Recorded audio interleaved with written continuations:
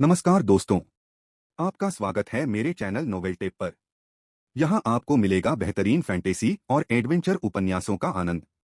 मैं आपको आकर्षक कहानियाँ और रोमांचक किरदार प्रस्तुत करूंगा। मेरे वीडियो विशेष रूप से मनोरंजन और शिक्षा के लिए बनाए गए हैं। यह किसी भी व्यक्ति या संस्था को नुकसान पहुंचाने का उद्देश्य नहीं है। यदि आपको इस सामग्री को लेकर कोई समस्या हो तो कृपया संपर्क करें। मैं यहाँ नियमित रूप से नए उपन्यास और कहानियाँ अपलोड करता रहता हूँ। अगर आपको मेरी कहानियां पसंद आएं तो कृपया लाइक, शेयर और सब्सक्राइब जरूर करें। अपनी प्रतिक्रियाएं और सुझाव नीचे कमेंट में जरूर बताएं। वयस्क कहानियों के लिए मेरी टेलीग्राम ग्रुप से जुड़े, लिंक विवरण में है। धन्यवाद और जुड़े रहिए मेरे साथ नई कहानियों के लिए। आत्मा शुद्धि मोटे दुबले दानव साधक अपनी सबसे शक्तिशाली राक्षसी क्यूई के साथ फूट पड़े।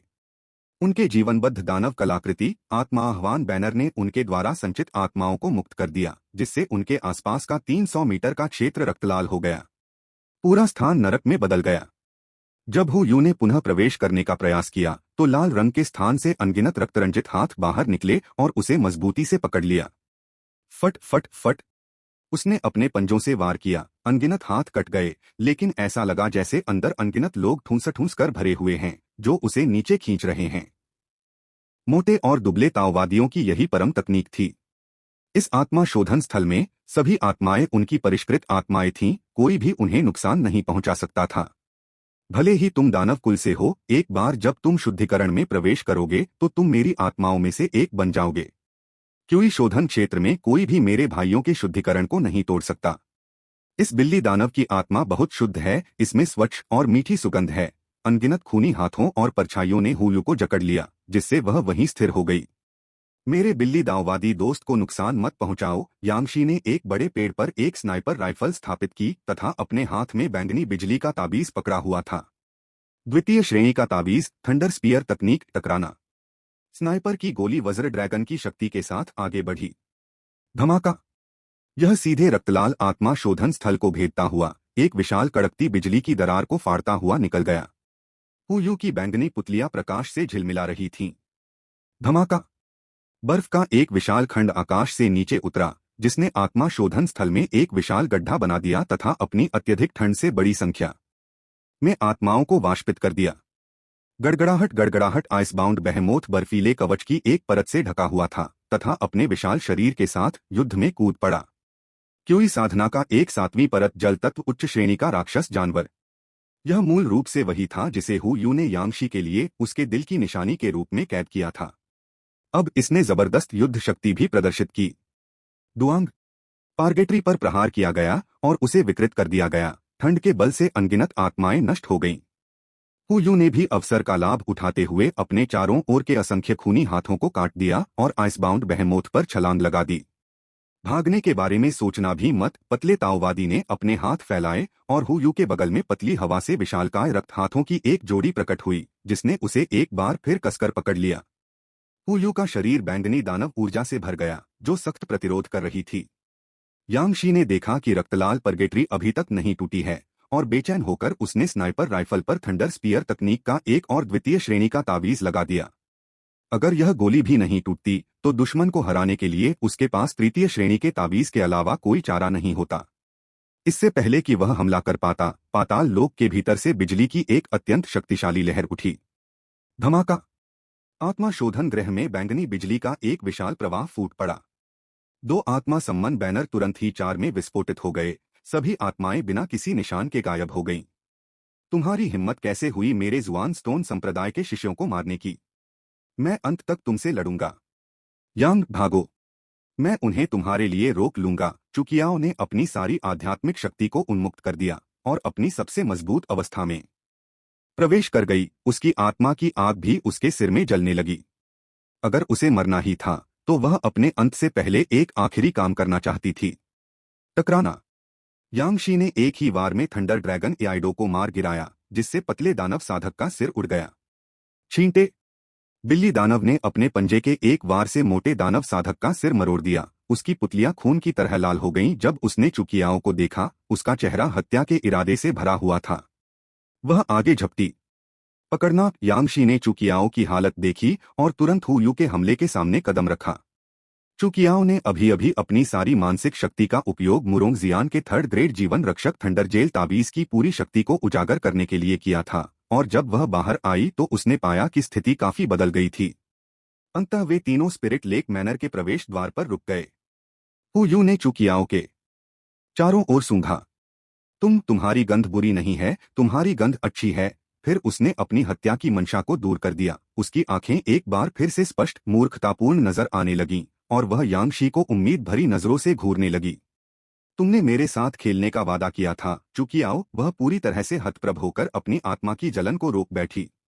क्या कोई ऐसा नहीं है जो मुझे अभी स्थिति समझाए? यांगशी ने उसकी ओर देखा। वरिष्ठ बहन चू, मुझे लगता है कि आपको पहले यह बताना चाहिए कि आप अचानक इस तरह कैसे भड़क गईं। आपने मुझे काफी डरा दिया। अभी अभी यांगशी ने एक ही गोली से चुकियाओ को लगभग उड़ा दिया था।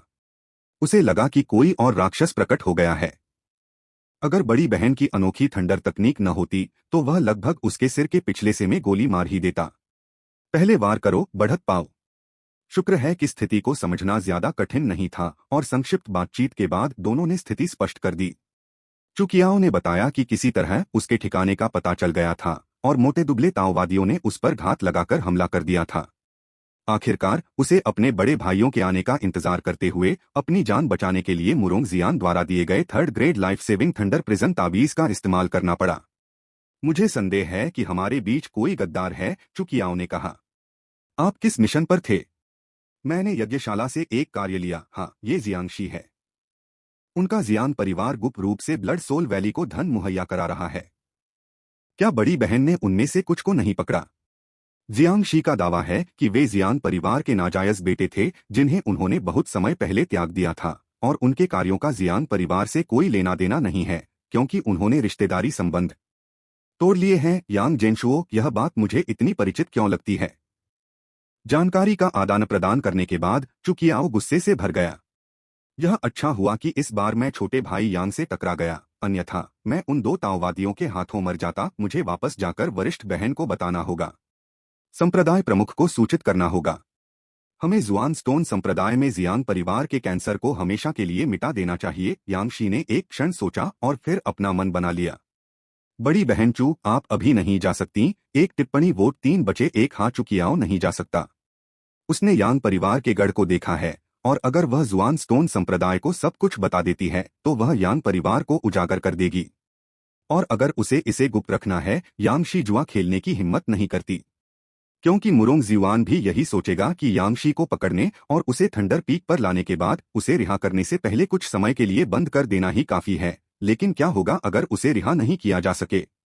जियांग परिवार ने जुआन स्टोन संप्रदाय में घुसपैठ की थी, लेकिन उन्हें उखाड़ा नहीं गया। यह संप्रदाय सर्वज्ञ नहीं है। और क्या होगा यदि चुकियाओ भी यह मानता है कि महान बड़ी बहन की उपस्थिति से संप्रदाय यांग परिवार को परेशान नहीं करेगा? एक बार वृद्ध कुलपति ने कहा था कि यांग परिवार को अपना भाग्य दूसरों के हाथों में नहीं सौंपना चाहिए। बहन चू, मुझे खेद है, लेकिन मैं आपको वापस नहीं आने दे सकता। क्यों? चुकियाओ के चेहरे पर पूर्ण अविश्वास झलक रहा था। अभी वह अपने स्वामी से उस जियांगशी को पकड़वाने और फिर जियांग परिवार को धूल में मिलाने के लिए बेताब थी। क्योंकि मेरे यांग परिवार की सुरक्षा अकेले आपको नहीं सौंपी जा सकती। कृपया मेरे स्वार्थ के लिए मुझे क्षमा करें, बहन चू। चुकियाओ, जो क्यूई साधना के 7वें स्तर पर थी, अपनी सारी शक्ति खो चुकी थी और अब बेहद कमजोर हो गई थी। हैरान चेहरे के साथ उसे यांगशी ने यांग परिवार की जागीर के घेरे में आराम करने के लिए ले जाया। जियाओबाई, सिस्टर चू के कमरे को सील करने के लिए 1000 लकड़ी संरचना का उपयोग करें। समझ गया, वह द्वितीय श्रेणी के बचाव से बच नहीं सकेगी। इसके बाद यांगशी को शवों की खोज करने का मौका मिलने से पहले ही हु यू ने उत्सुकता से यांगशी को खेलने के लिए खींच लिया था। और चूंकि यांगशी ने पहले ही उससे वादा कर दिया था, इसलिए स्वाभाविक रूप से वह अपना वचन नहीं तोड़ेगा। वह ताबीज और जादुई कलाकृतियों से पूरी तरह सुसज्जित था। तुम मेरे साथ क्या खेलना चाहते हो? दादी माँ ने कहा था कि तुम इंसानों के साथ बहुत बहुत खुशी की बातें कर सकते हो। अब जब पिताजी चले गए हैं तो आइए इन राक्षस साधकों के शरीर पर मौजूद वस्तुओं को इकट्ठा करें। 9 साल का यांग फू 2 लाशों के बीच बैठा था, बिल्कुल निडर। उसकी समझ बहुत तेज थी, इसलिए चाहे साधना हो या पढ़ना लिखना, वह एक ही बार में सब कुछ सीख जाता था। ताबीजों के बारे में सीखने और साधना करने के अलावा उन्होंने अपने पूर्वजों द्वारा दी गई सभी पुस्तकों को भी पढ़ा जिन्हें उनके पिता ने संजो कर रखा था, जैसे कि log in for 100 draws romance of the three kingdoms in vernacular, 36 stratagems, the art of war by Sun Tzu और अन्य। दरअसल यांग गेंशुओ के विचार में उनकी बुद्धिमत्ता हाई स्कूल के 15 वर्षीय प्रथम वर्ष के छात्र के बराबर थी। उनमें पहले से ही स्वतंत्र रूप से सोचने की क्षमता थी। यांगशी के जाने से पहले ही उसने दानव उपकरण से दानव मुहर को अवशोषित कर लिया था, इसलिए यह कोई संकेत नहीं भेजेगा। कई पूर्णतः नष्ट हो चुके दानव उपकरणों के अलावा दोनों शरीरों के पास और कुछ नहीं था, लेकिन दोनों के पास भंडारण छल्ले थे।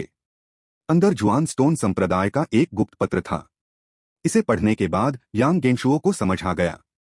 तो इस तरह उन्हें पता चला जियांगशी के पास थोड़ा दिमाग है।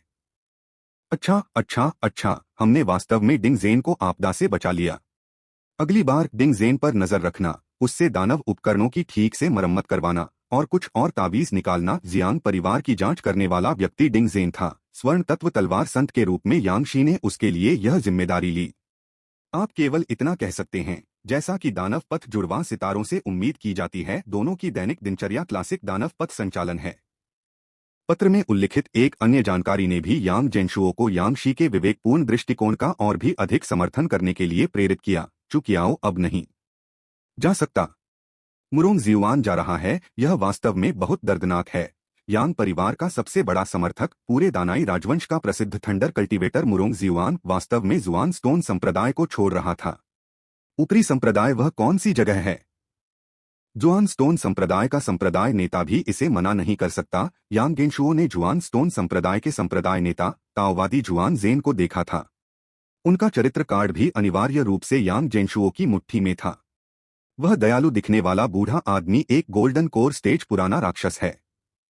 उसकी ताकत कितनी भयानक हो सकती है, यांग गेंशुओ ने कल्पना करने की भी हिम्मत नहीं की। लेकिन जुआन स्टोन संप्रदाय को नंबर 1 संप्रदाय माना जाने का कारण स्पष्ट रूप से उससे संबंधित है। इस निश्चित समुद्री देवता सुई के साथ पूरे दानाई राजवंश को जुआन स्टोन संप्रदाय की बात माननी पड़ती है। और ऐसा गोल्डन कोर पुराना राक्षस केवल ऊपरी संप्रदाय की मांगों का पालन कर सकता है। यांग परिवार की इस दुनिया के बारे में समझ अभी भी बहुत सतही है।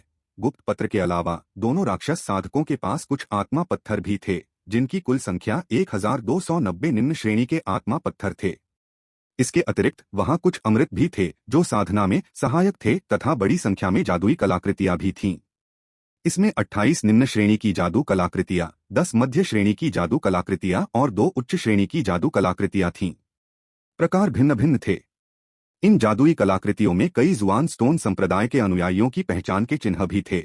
ये दो शापित चीजें सोच रही हैं कि उन्होंने जुआन स्टोन संप्रदाय के कितने शिष्यों को नुकसान पहुंचाया है। यांग परिवार की सूची में इतनी सारी जादुई कलाकृतियां आने के बाद कुछ समय तक जादुई कलाकृतियों की कमी नहीं रहेगी। यांग फू और यांग फुशुओ द्वारा खेलने के लिए जादुई कलाकृतियां चुनने की तुलना में जियांग शियाओबाई ने शैतानी पवन वन की गहराई की ओर चिंतित होकर देखा। बूढ़े कुलपिता मेरे पति भाई को आशीर्वाद दें। 2 दिन बाद यांगशी बर्फीली आत्मा मगरमच्छ पर सवार होकर अकेले ही वापस आ गए। पति भाई, वरिष्ठ भाई, 2 महिलाएं एक साथ घर से बाहर निकलीं और जियांग शियाओबाई को देखकर लियू जिहान थोड़ा शर्मिंदा हो गईं। फिर उन्होंने अपने कदम रोक दिए और दूर से उन दोनों को एक दूसरे को गले लगाते हुए देखा। पति, क्या बिल्ली राक्षस ने आपको कष्ट दिया? ओह, वास्तव में कठिन समय नहीं है, यांगशी ने अपने चेहरे पर थोड़ा अजीब भाव के साथ कहा। क्या आपका स्वास्थ्य अभी भी ठीक है, वरिष्ठ भाई? ओह, मैं बिल्कुल ठीक हूँ। मैंने तो काफी राक्षसी जानवर का मांस भी खाया है। बिल्ली जान पहचान काफी अच्छी है। उसने तुमसे क्या करवाया? क्या उसने तुम्हारी इज्जत से समझौता किया? पिछले कुछ दिनों से जियांग शियाओबाई के मन में लगातार यह बात घूम रही थी कि यांगशी पर बिल्ली दानव सवार है और वह उसे अपने हाथ में कोड़ा लेकर अपनी इच्छानुसार यातना दे रहा है। इस विचार मात्र से ही उसका दिल दुख जाता था। पति ने इस परिवार के लिए बहुत त्याग किया था। उसने मुझसे कहानियां सुनाने के लिए कहा। उसने बताया कि उसकी दादी के गुजरने से पहले वह उसे सुलाने के लिए रोज कहानियां सुनाती थी और वो पल उसके लिए सबसे खुशी के होते थे। क्या? हमारे पूर्वज कहते थे कि इसे सामाजिक जरूरतें कहते हैं। शारीरिक और सुरक्षा संबंधी जरूरतों को पूरा करने के बाद यह अगला काम है। असल में वह 20 सालों से डेविल विंड फॉरेस्ट में अकेली रह रही है, बिना किसी से बात किए, यहाँ तक कि उसकी बोलने की क्षमता भी कम हो गई है। यह वास्तव में बहुत दयनीय है। जियांग शियाओबाई की मातृ प्रवृत्ति झलक उठी। चुकियाओ, जो 2 दिनों से बंद था, ने यांगशी को देखा और चिल्लाया, जूनियर भाई यांग, कृपया मुझे जाने दो। मैं तुम्हारे परिवार का राज छुपाऊंगा। गुप्त संदेश पढ़ने के बाद यांगशी ने अपना सिर हिलाया। वरिष्ठ बहन चू, मुरोंग जीवान जाने वाला है, और अगर तुम वापस चली गईं, तो जियांगशी तुम्हारे खिलाफ ही साजिश रचेगा। वह तुम्हें आसानी से नहीं छोड़ेगा। कोई भी योजना बनाने से पहले कुछ देर यहीं छुपकर रहना बेहतर होगा। मोटे दुबले ताओवादियों की मौत निश्चित रूप से रक्त आत्मा घाटी का ध्यान आकर्षित करेगी, और चुकियाओ जिंदा निस्संदेह जियांग परिवार और दानव पथ दोनों के लिए एक दबाव बिंदु बन जाएगी। अगर ऐसा हुआ तो वह अपनी जान नहीं बचा पाएगी और यांग परिवार का ठिकाना उजागर हो जाएगा। यह समझकर चुकियाओ ने कुछ और नहीं कहा। इसके बाद लियू वुहेंग ने अपने प्रस्थान की घोषणा की। मेरे शिष्य, मैं जा रहा हूं।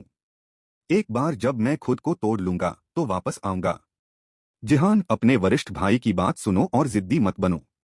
हम पिताजी, आगे बढ़े, मेरी चिंता न करें। लियू वुहेंग अपने दृढ़ निश्चय के साथ वहां से चले गए। पिछली रात की लड़ाई, जिसे वह केवल असहाय होकर देख सकता था, केवल वही जानता था कि इससे उसे अंदर से कितनी पीड़ा हुई होगी। लियू जिहान ने अपने पिता को जाते हुए देखा। हालांकि अब वह जवान नहीं रहा, फिर भी उसमें एक तलवारबाज का दिल था। मैं अपने पिता को कई सालों से रोक कर रख रहा हूं। ऐसा मत कहो। तुम्हारा स्वस्थ अस्तित्व ही तुम्हारे पिता के तलवार के रास्ते पर चलने के लिए सबसे अच्छी सुरक्षा है। वो आमतौर पर मजबूत इरादों वाले लियू जिहान यांगशी की छाती से लगकर रोने लगे। यह विदाई, कौन जाने वे फिर कब मिलेंगे। यांग जेनशुओ ने गहरी सांस ली। जन्मजात ग्रैंडमास्टर्स की एक पीढ़ी अंततः धोखेबाजों से आगे नहीं निकल सकती। समय त्वरण। यांग जेनशुओ ने एक क्षण के लिए समय को तेज कर दिया था। रुको, यहाँ क्या हो रहा है। आधी रात को लियू जिहान चुपचाप यांगशी के बेडरूम में घुस गया, जबकि जियांग शियाओबाई पिछवाड़े में बच्चों को अनुशासित कर रही थी। यांगशी सदमे में जाग गई। जूनियर बहन, आप क्या कर रही हैं? वरिष्ठ भाई, क्या आप मेरे मन में आपके लिए जो भावनाएं हैं उन्हें नहीं जानते? मैं पछतावे के साथ जीना नहीं चाहता। लेकिन लियू जिहान पहले ही उस पर बैठ चुका था। यांगशी, जो अपनी भुजाओं से एक पृथ्वी भालू को उठा सकता था, अप्रत्याशित रूप से अपने ऊपर बैठे छोटे व्यक्ति को धक्का नहीं दे सका, और चांदनी के नीचे उस सुंदर आकृति को केवल अपनी इच्छा से मुड़ने और छटपटाने दे सका। ओहत्स्कत्स्कत्स्क। आखिरकार कोई भी किसी सुंदरी की प्रगति का विरोध नहीं कर सकता। यांग जेनशुओ ने एक क्षण तक देखा, फिर समय त्वरण आरंभ किया।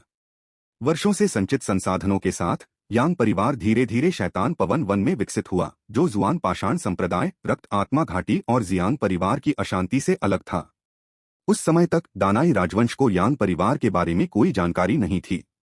यह वृद्धि 10 वर्षों तक चली। वर्ष 20 यांगशी ने लियू जिहान से एक उपपत्नी के रूप में विवाह किया। जुआन स्टोन संप्रदाय छोड़ने से पहले मुरोंग जीवान ने अपने सबसे कीमती खजाने को 200 में बांट दिया और उन्हें क्रमशः डिंग झेन और यांगशी को दे दिया, और एक संदेश छोड़ा, रक्त आत्मा घाटी को मिटाने का काम तुम दोनों पर छोड़ दिया गया है। मेरे गुरु संप्रदाय में तुम्हारी रक्षा कर सकते हैं, लेकिन मेरे गुरु से संपर्क कम से कम करने की कोशिश करो। याद रखना, यह दुर्भाग्य लाएगा। आसमान में एक थंडर तलवार 2 भागों में विभाजित हो गई। तलवार की म्यान डिंग जेन के हाथ की ओर उड़ गई, जबकि ब्लेड यांगशी के हाथ में प्रवेश कर गया। यांगफू ने भ्रूण श्वास की 7वीं परत को तोड़ा, यांगफुशुओ ने तीसरी परत को। यांग परिवार का पहला वंशज भ्रूण श्वास की 7वीं परत तक पहुंचता है, अमर पथ खुलता है, धूप +90। यांगफुशुओ के दायरे में सफलता, धूप +10।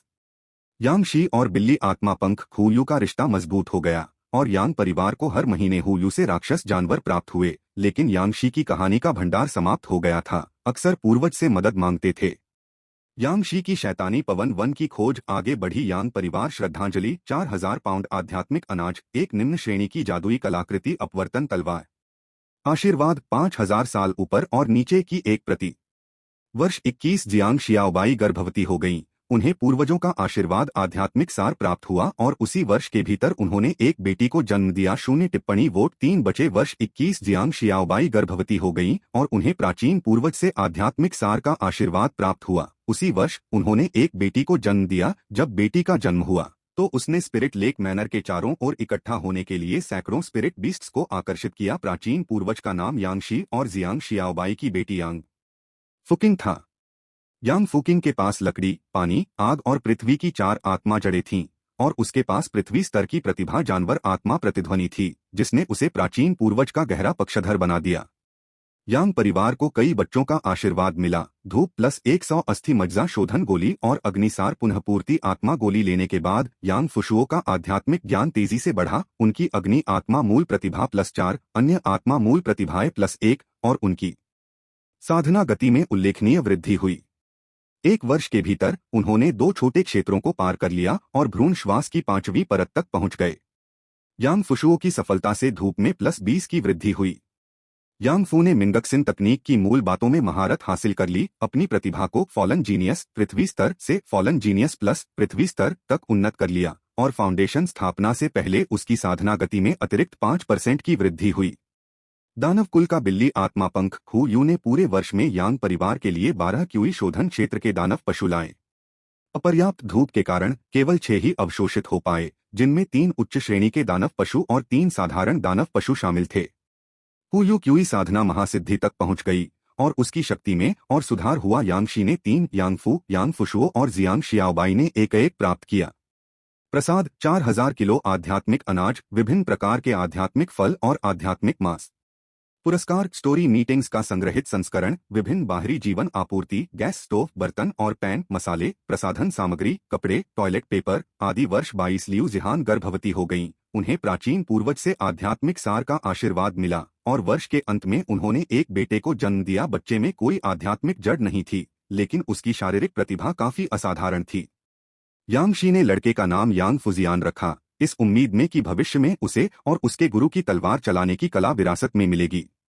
यांग फू भ्रूण श्वास की 8वीं परत तक पहुंच गया। 5 तत्वों के आध्यात्मिक घूर्णन का भंडारण अत्यंत आश्चर्यजनक था, यहाँ तक कि जियांग शियाओबाई, जो क्यूई शोधन क्षेत्र में था, भी जादुई द्वंद्व में उसके साथ मुश्किल से ही मुकाबला कर पाया। यांग परिवार के पहले वंशज जिन्होंने भ्रूण श्वास की 8वीं परत को तोड़ा, अमर पथ को सुचारू बनाया। धूप +100। यांग फुशुओ भ्रूण श्वास की 6ठी परत तक पहुंच गया और औषधीय जड़ी बूटियों, आत्मा फल और आध्यात्मिक मांस के गुणों के प्रति आकर्षण विकसित किया। यांग फुशुओ की सफलता ने धूप को +10 तक बढ़ा दिया। चुकियाओ यांगशी से बात नहीं करना चाहती थी, लेकिन वह चतुर यांगफू की बहुत शौकीन थी और उसने उसे कई मंत्र सिखाए थे। इस वर्ष यांग परिवार ने कम धूप इकट्ठा की, केवल 4 उच्च रैंक वाले दानव जानवरों का सार अवशोषित किया। यांगशी 1, यांगफू 2, यांग फुशुओ 1। इस वर्ष की पेशकश और पुरस्कार पिछले वर्ष से अलग नहीं थे। वर्ष 23 यांग परिवार ने शैतानी पवन वन की गहराई में 6 के आध्यात्मिक ऊर्जा एकाग्रता स्तर के साथ 5 म्यू आत्मा क्षेत्रों को खोला। वर्ष 24 यह महसूस करते हुए कि फाउंडेशन स्थापना का संकट आसन्न था, हु यू ने जाने से पहले यांगशी की बाह पर एक निशान छोड़ा। जब मैं यहाँ नहीं हूँ तो तुम्हें अन्य दानव कबीले के साथ खेलने की अनुमति नहीं है। तुम केवल मेरे लिए खेल सकते हो। वर्ष 25 यांगशी और जियांग शियाओबाई ने शैतानी पवन वन की गहराइयों तक एक साथ यात्रा की और आध्यात्मिक सार जलप्रपात के नीचे सहज चंद्रप्रकाश जलप्रपात आध्यात्मिक ऊर्जा पृथ्वी स्तर का एक कण एकत्र किया। उन पर एक क्यूई शोधन महान पूर्णता क्रिस्टल केकड़े का हमला हुआ और वे गंभीर रूप से घायल होकर घर लौटे। यांग परिवार ने पहली बार पृथ्वी स्तर की गुणवत्ता की सहज आध्यात्मिक ऊर्जा एकत्र की। असाधारण क्यूई भाग्य। धूप +300। वर्ष 26 यांगशी, जियांग शियाओबाई, यांगफू और हुजी ने शैतान पवन वन में क्यूई शोधन क्षेत्र के दानव जानवरों का शिकार करने के लिए एक टीम बनाई, जो पूरे वर्ष में 10 जानवरों का सार अवशोषित करती थी। यांग फुशुओ ने आध्यात्मिक भोजन में रुचि विकसित की, बिना गुरु के सीखना। वर्ष 27 यांग परिवार का अनुसरण करते हुए छाया चमगादड़ ने साल भर विभिन्न उच्च श्रेणी के दानव जानवरों का मांस खाया और उसमें उत्परिवर्तन हुआ। उसके पंख काफी बड़े हो गए, उसकी उड़ान की गति बेहद तेज हो गई, उसके अंग और मांसपेशियां मोटी हो गईं और उसकी आंखें विकसित हो गईं। अब उसे सफेद रोशनी से डर नहीं लगता और वह विशाल पंखों वाले चमगादड़ में विकसित हो गया। यांग फुशुओ द्वारा तैयार आध्यात्मिक भोजन को यांगशी ने परिवार के लिए निषिद्ध व्यंजन के रूप में सूचीबद्ध किया था। 28वां वर्ष यांगशी और विशाल पंख वाले चमगादड़ ने डेविल वाइंड फॉरेस्ट के गहरे क्षेत्रों के सुरक्षित क्षेत्रों के चारों ओर उड़ान भरी, जिससे जंगल की अन्वेषण प्रगति में वृद्धि हुई। पहली से तीसरी श्रेणी की अनेक औषधीय जड़ी बूटियां, विभिन्न प्रकार के आत्मिक फल, अनेक दानव पशु अंडे तथा जन्मजात लकड़ी और पृथ्वी जीवन शक्ति आध्यात्मिक ऊर्जा पृथ्वी स्तर का एक रेशा एकत्रित किया गया। यांगशी ने शैतान पवन वन से भयंकर सूर्य राजवंश तक एक मार्ग की खोज की। 29वां वर्ष। अपनी देर रात की साधना के दौरान यांग फुशुओ को लगा कि वह क्यूई शोधन क्षेत्र में आगे बढ़ने के अवसर पर पहुंच गया है। अंधेरे में उसे उस स्थान से सहज अग्नि आध्यात्मिक ऊर्जा की अत्यंत शुद्ध सुगंध आ रही थी जहां वह अक्सर आध्यात्मिक भोजन तैयार करता था। यांग फुशुओ ने द्रवीकृत प्राकृतिक गैस को अवशोषित किया, क्यूई साधना हासिल की और प्रतिभा जीवन अग्नि स्वर्गीय स्तर प्राप्त की। यांग परिवार ने पहली बार स्वर्गीय स्तर की गुणवत्ता वाली सहज आध्यात्मिक ऊर्जा एकत्र की। उनका क्यूई भाग्य असाधारण था, धूप +1000। यांग परिवार के वंशजों ने पहली बार क्यूई शोधन क्षेत्र में सफलता हासिल की, अमरपथ धूप +200 का रास्ता साफ किया। 10 साल एकांतवास में रहने के बाद यांग फुशुओ ने 18 साल की उम्र में स्वर्गीय स्तर की सहज आध्यात्मिक अग्नि से क्यूई साधना प्राप्त की। शर्मिंदगी को समझते हुए और फिर साहस जुटाते हुए परिवार का जज्बा काबिले तारीफ है। धूप +300। यांग जेनशुओ गो शियाओजी के साथ वॉयस चैटिंग कर रहे थे, तभी उन्होंने अचानक स्क्रीन पर एक 4 अंकों की संख्या और 2 3 अंकों की संख्या देखी, जिससे वह चौंक गए। फिर उसने यांग फुशुओ की ओर देखा, जिसने तरलीकृत प्राकृतिक गैस का एक पूरा बड़ा टैंक चूस लिया था और उसका मस्तिष्क लगभग क्षीण हो गया था। बेटा, मैंने आपसे क्यूई की खेती करने के लिए कहा था और आपने मेरी तरलीकृत प्राकृतिक गैस को अवशोषित कर लिया। क्या इसे सहज आध्यात्मिक ऊर्जा भी माना जा सकता है? इससे पहले, चूंकि यांग जेनशुओ को यांग परिवार को हर दिन इतने सारे गैस टैंक पहुंचाना परेशानी भरा लगता था और गैस स्टेशन के लोगों को उसे रोजाना इतना गैस टैंक भरते देखकर यह भी संदेह हो गया था कि वह आतंकवादी हमले की योजना बना रहा है, इसलिए वे उसे बेचने से डरते थे और अंततः उसकी रिपोर्ट कर देते थे। इसलिए यांगशी ने एक खाद्य प्रसंस्करण कंपनी पंजीकृत कराई और गो शियाओजी से कंपनी के नाम पर तरलीकृत प्राकृतिक गैस का एक बहुत बड़ा टैंक खरीदवाया। वह उसे सीधे भेज सकता था ताकि वह कई सालों तक चल सके और खत्म होने पर उसे फिर से भर सके। इसके अलावा सेवा भी त्रुटिहीन थी। वे हर दिन आपके पेट्रोल खत्म होने और दोबारा पेट्रोल भरवाने के लिए आने का इंतजार नहीं कर सकते थे। लेकिन पिछले साल गैस रिफिल हुई, इतनी बड़ी टंकी फैक्ट्री को इतने दिनों तक चलाने लायक, उसे युवा यांग फुशुओ ने एक ही झटके में पूरी तरह से चूस लिया और उन्होंने इसे अपनी अंतर्निहित आध्यात्मिक ऊर्जा में परिष्कृत किया। सबसे सबसे सबसे अपमानजनक बात थी यांग फुशुओ पर दिखाई देने वाली सुनहरी चमकदार प्रतिभा। क्या यह द्रवीकृत प्राकृतिक गैस अंतर्निहित आध्यात्मिक ऊर्जा का सर्वोच्च स्तर है? जीवन अग्नि स्वर्गीय स्तर हजारों जीवनों के विलुप्त होने और अनगिनत भूगर्भीय परिवर्तनों से निर्मित सहज आध्यात्मिक अग्नि, यही वह ज्वाला है जो जीवन का साक्षी है।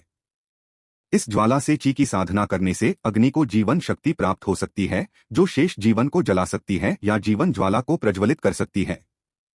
अरे, क्या यही स्वर्गीय स्तर की आध्यात्मिक अग्नि की प्रतिष्ठा है? मैं इसे बिल्कुल समझ नहीं पा रहा हूँ। यांग जेनशुओ ने एक बार शिकायत की और फिर यांग फुशुओ द्वारा अपनी क्षमताओं का प्रदर्शन करने की प्रतीक्षा की। जब अन्य यांग परिवार के सदस्य बाहर आए और उन्होंने देखा कि यांग फुशुओ ने सफलतापूर्वक क्यूई की खेती की है, तो वे सभी उत्साहित थे। ऐसा लगता है कि पुराने पूर्वज जानते थे कि हमें शैतानी पवन वन में सहज अग्नि आध्यात्मिक ऊर्जा नहीं मिल सकती है और उन्होंने इसे हमारे लिए पहले ही तैयार कर लिया था।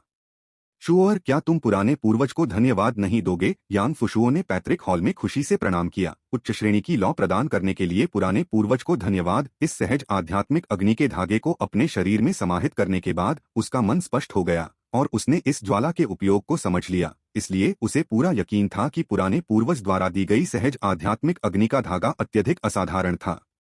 अभिव्यक्ति ठीक है, समारोह को समाप्त करें। पुराने पूर्वज को देखने दें कि आप इस स्वर्गीय स्तर की आध्यात्मिक अग्नि के साथ क्या शक्ति प्रकट कर सकते हैं। मैं देखना चाहता हूं कि यह लाइफ फायर क्या है।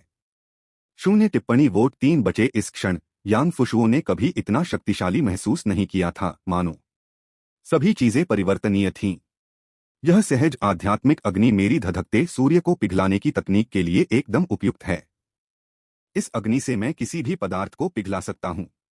धधकता सूरज पिघल रहा है। उसके हाथ में गहरे नीले रंग की सच्ची अग्नि फूट पड़ी, जिसकी लपटें अत्यंत सघन थीं, महीन धागों की तरह। फिर भी तापमान बहुत अधिक था। उसके आसपास का तापमान तुरंत कई डिग्री बढ़ गया।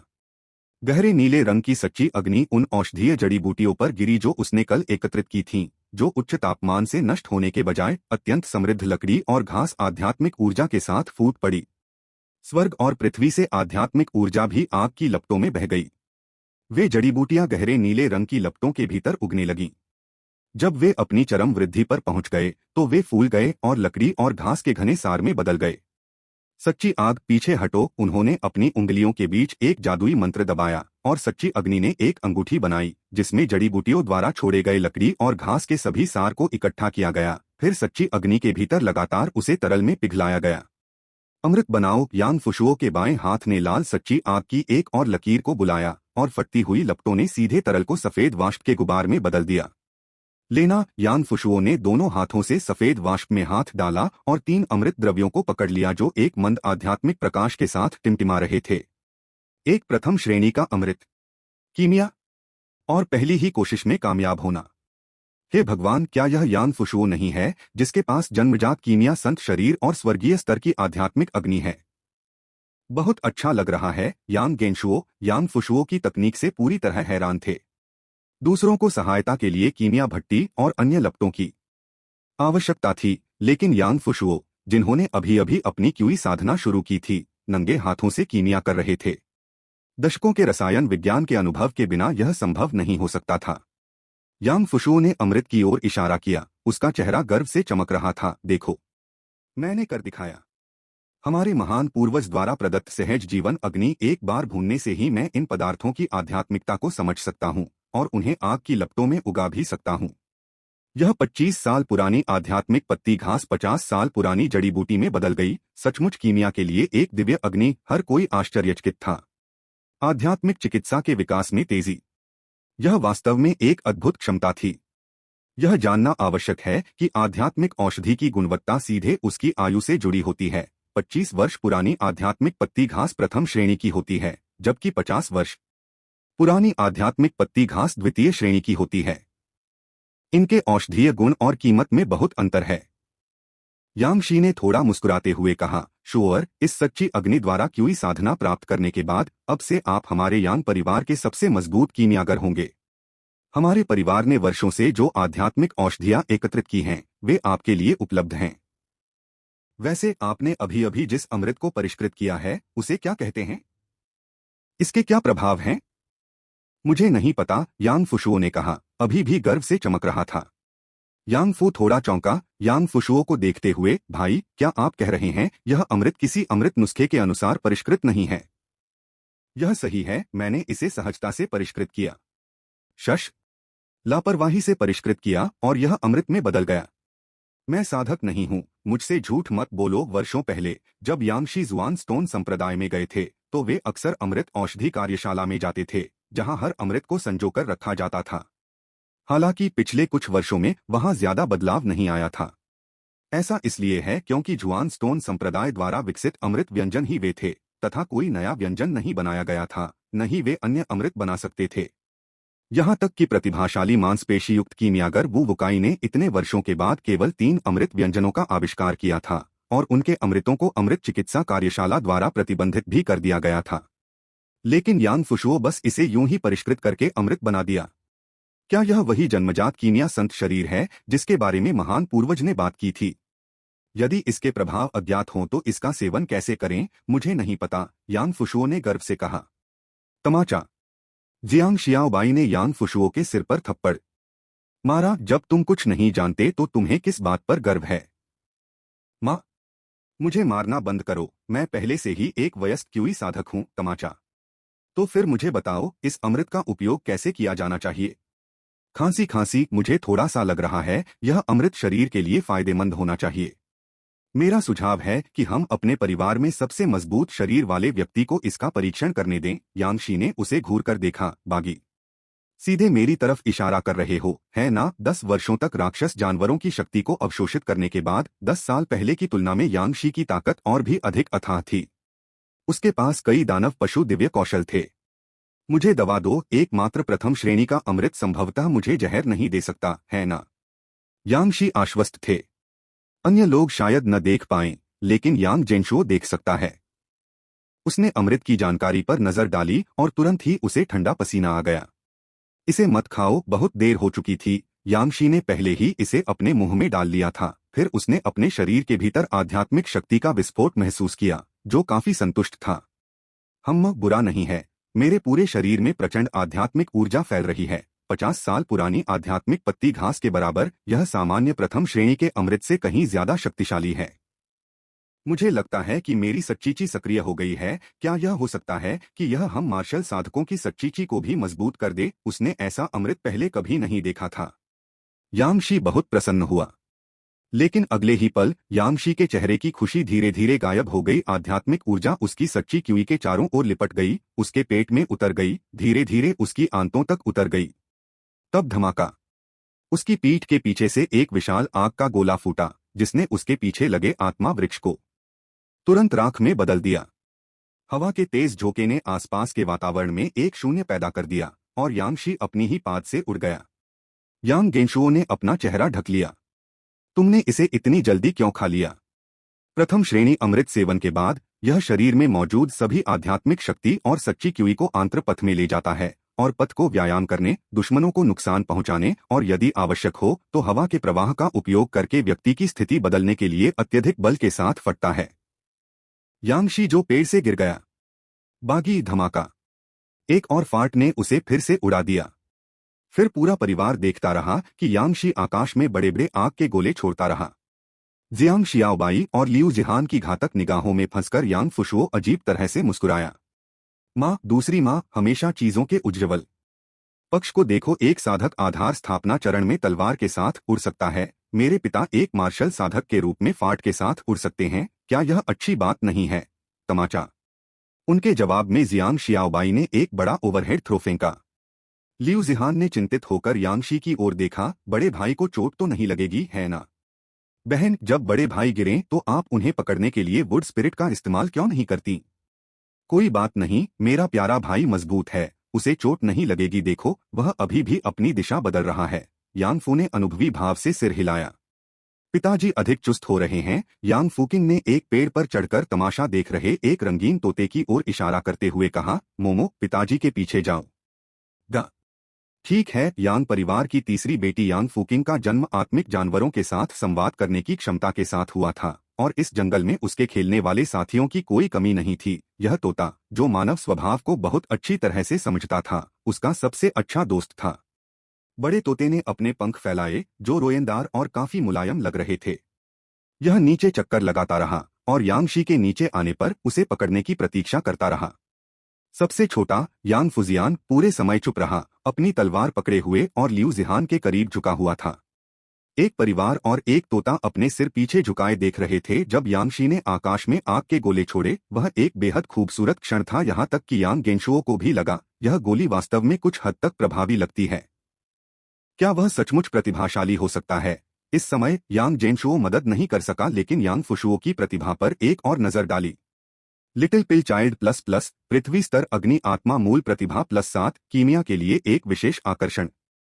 मिंगक्सिन तकनीक से प्रभावित यांग परिवार ने अब समग्र रूप से आंतरिक श्वास हृदय विधि मिंगक्सिन तकनीक का अभ्यास किया और प्रतिभा को बढ़ाने की क्षमता वास्तव में बहुत आकर्षक थी। यांगफू के फायर स्पिरिट रूट ने अतिरिक्त 2 अंक भी हासिल किए। यदि यांग फुशुओ इतना चंचल न होता, प्रतिदिन औषधीय पौधे न चुनता और सभी प्रकार के गहरे आध्यात्मिक भोजन बनाने का शौक न रखता, तो वह पिछले वर्ष या उससे भी पहले क्यूई शोधन क्षेत्र में आगे बढ़ सकता था।